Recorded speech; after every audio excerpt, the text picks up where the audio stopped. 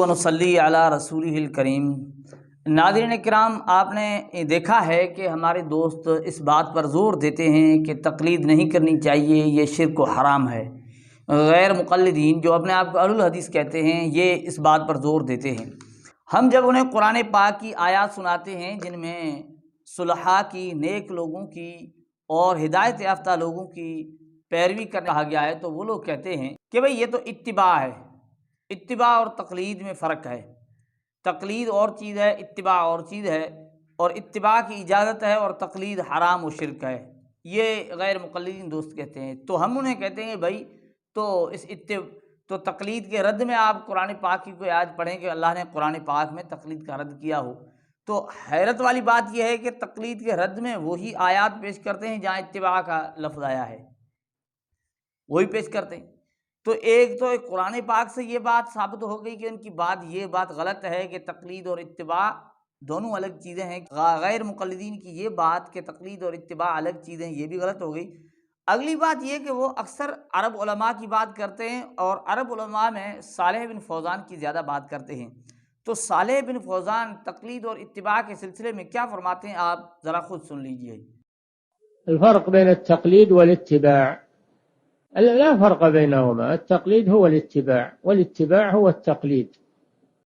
تو ناظرین کرام، آپ نے دیکھا کہ یہاں بھی غیر مقلدین کی بات صالح بن فوزان کی بات سے ٹکرا رہی ہے۔ صالح بن فوزان تو کہتے ہیں کہ تقلید اور اتباع ایک ہی چیز ہے، ان کے اندر کوئی فرق نہیں ہے، ان دونوں کے درمیان کوئی فرق نہیں ہے، تقلید اتباع ہے، اتباع تقلید ہے، یہ صالح بن فوزان کہہ رہے ہیں۔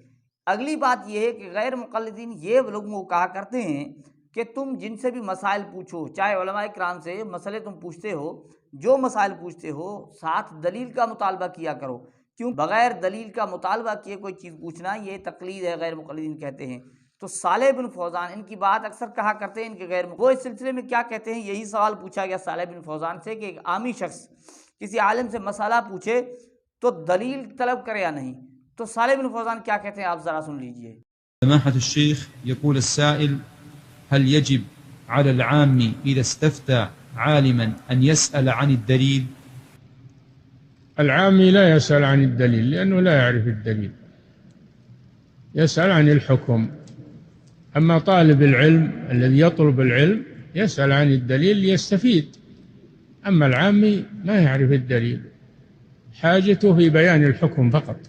تو ناظرین دیکھیں، صالح بن فوزان کہتے ہیں کہ عامی شخص کو دلیل پوچھنے کی کوئی ضرورت نہیں، کیونکہ وہ تو دلیل کو جانتا نہیں، اسے علم ہی نہیں ہے نا، اسے یہ پتہ ہی نہیں ہے۔ اب آپ کو کوئی بندہ کہہ رہا ہے کہ میں نے فلاں چیز بتائی، فلاں حدیث کے اندر لکھا ہوا، وہ اس بندے کو پتہ ہی نہیں کہ حدیث چیز کیا ہے، حدیث ہے یا نہیں ہے۔